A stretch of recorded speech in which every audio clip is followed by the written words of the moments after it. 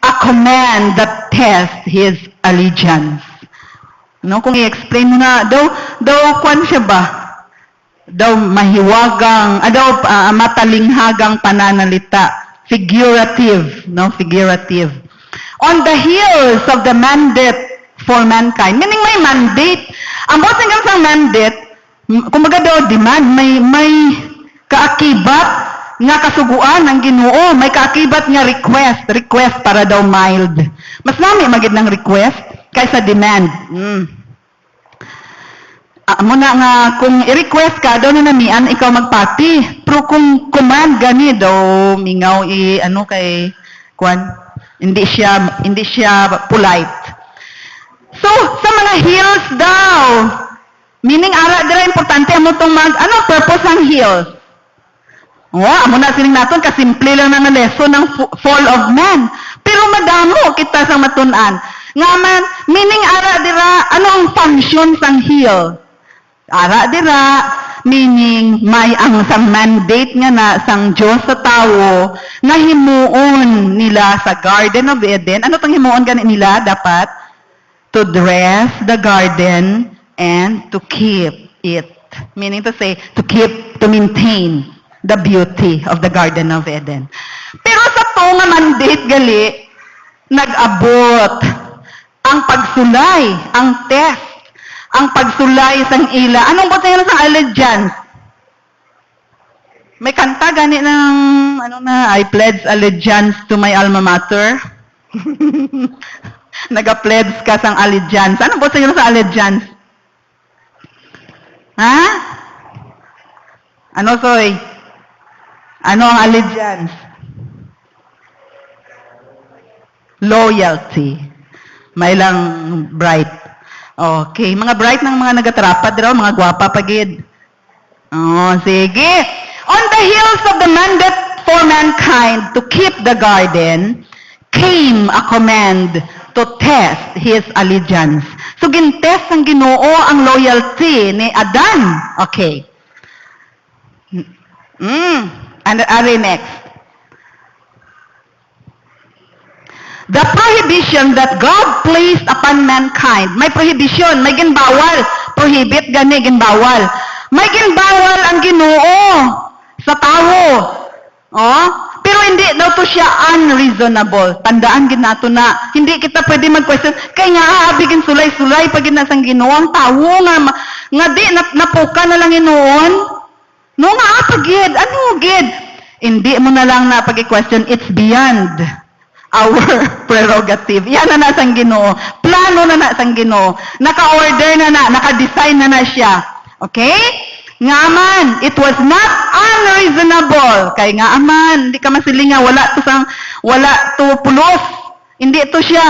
It was very unreasonable. It was very reasonable. Kay nga man, bag-o baya gintugas ang Diyos ang tao, God, gi-underline ko gid. God had provided him with what? More than enough. No?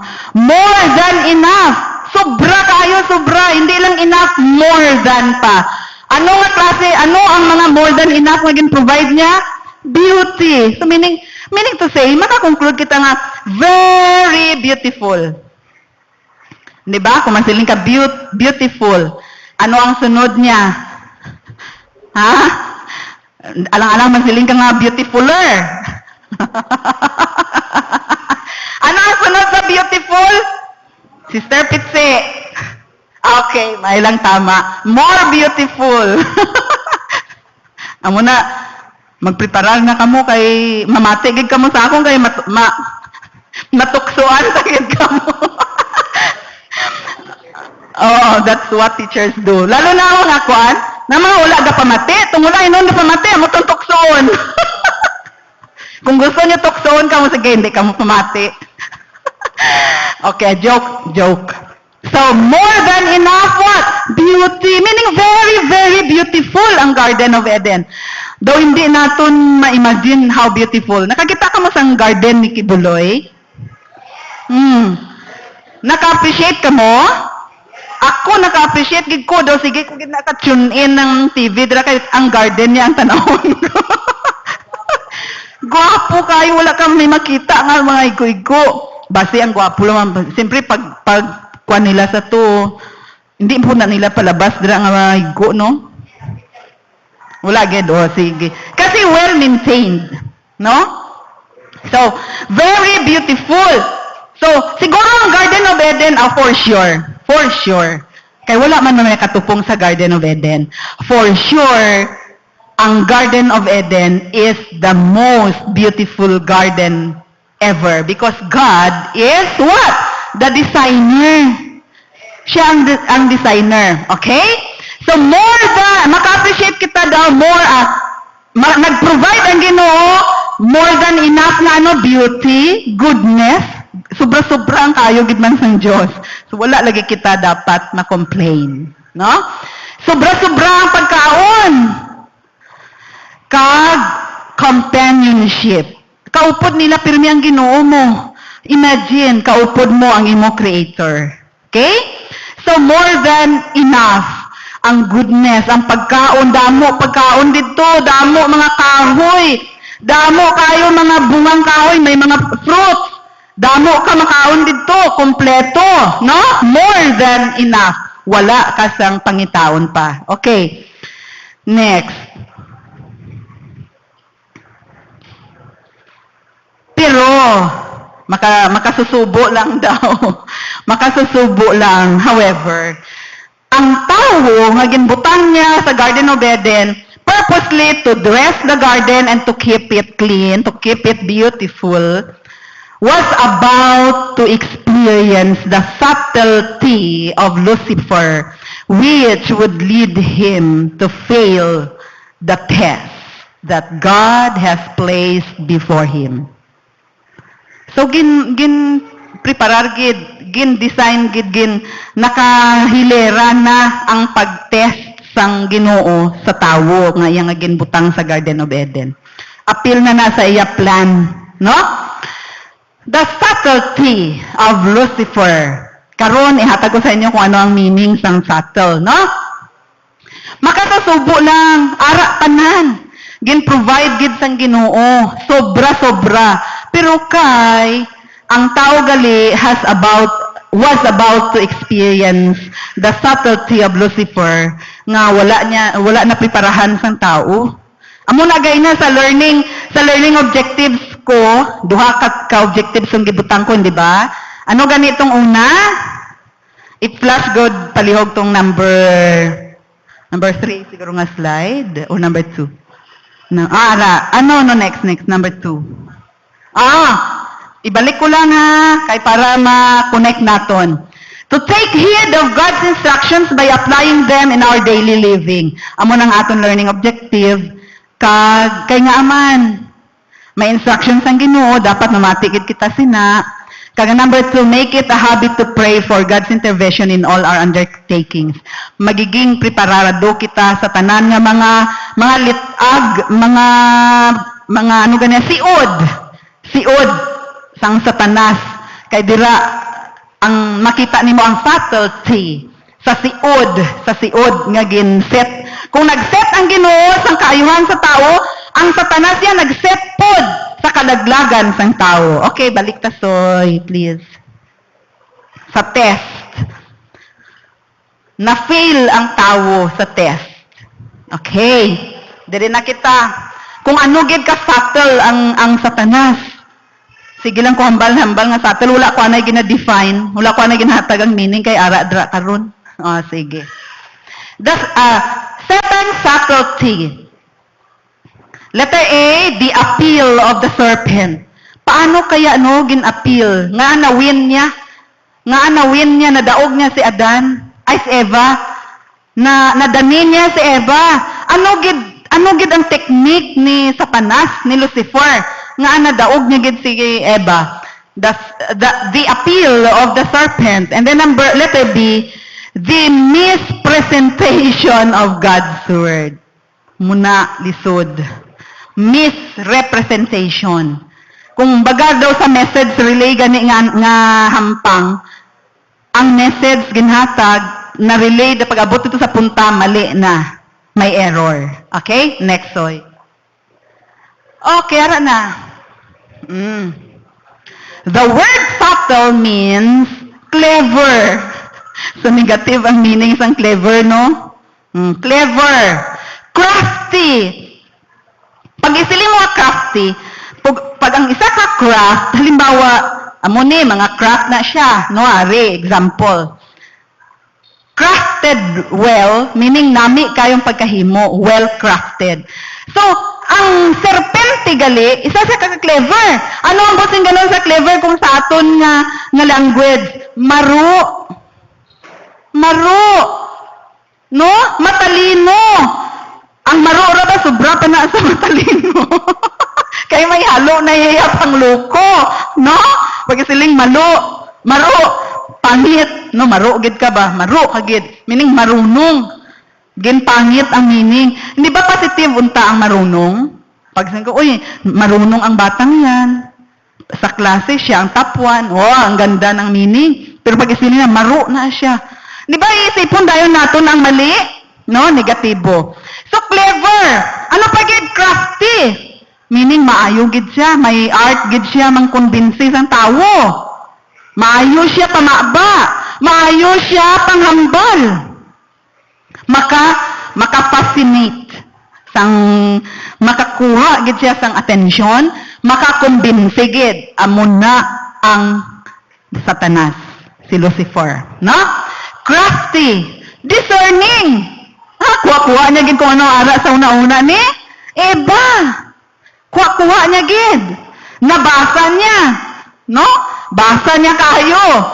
Maka-discern siya. Pero gintagaan ba ata sinapod gift sang Ginoo, di ba? Discerning. No? So kinanglan maging kuan pud kita, careful. Discerning siya. Ano pagid? Oh, making kuan siya, may abilidad siya to make fine distinction. Kayang-kaya niya. Maayo gid siya. No, maayo kayo si Lucifer, tong serpente nga to. Muna nakakita man siguro ta tanan manog, oy. Obserbahin nyo gud ng manog kung gatubang kasi yan. Kung hindi ka lang mahadlok, maka-observe man kadugay, di ba gawas-gawas dila niya? Oh, ginadiwala niya kadaan.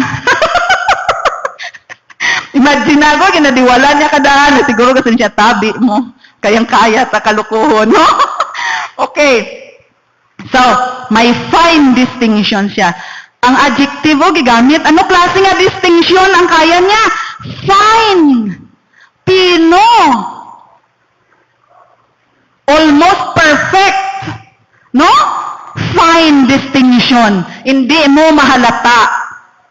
Amo ganito, wala na halata ni Eva, nalimtan niya ang bawal. Tungod kay ang litag, ang mga paraan ni Lucifer, ang mga paraan sang Satanas nga magkumbinsi sa mga katawan sang Dios, fine. Ginapromisahan ka sa manami. Abi mo tuod. Only to find out later, error. Okay? Oh, fine distinctions. More meaning pagid, another meaning sang subtle, word nga subtle. However daw, in reference to the serpent, sa serpente daw, nga pag-explain kung ano ang meaning sang subtle, oh, it also means to make appealing. Mas ma-appeal pagid. Ano ba sing ganun sang appeal? Attractive. So attractive kaayo ang mga panghambal sang serpente, sang manog. Sang manog, appealing. Ang manog sa unang istorya. Nadani si Eva. Okay. Klaro na ang meaning sang subtle? Kasi sige, takabati ka subtle. Ano ka ba ito? Mayo lang kung gabasa ta ka Biblia nga Ilonggo o Tagalog o kung kuwan kakaintindi kita. Pero kung wala kita basa-basa, hindi gyapon ta kaintindi. So muna karon ginkuan ko pagid ni. Kaya ako sa una do wala lang ang pudna. Salamat na lang. Sunday school teacher ko. Ga-research. Okay, sige padayon ta.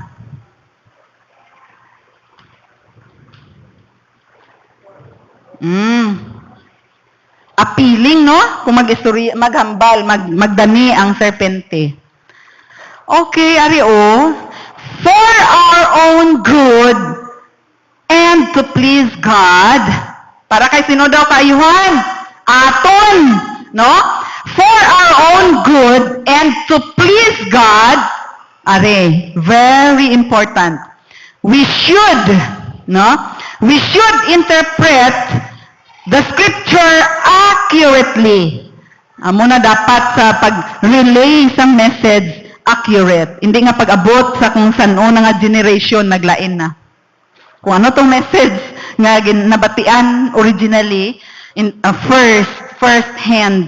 Kumbaga sa expression pa na straight from the horse's mouth. Meaning horse, meaning istorya ang horse.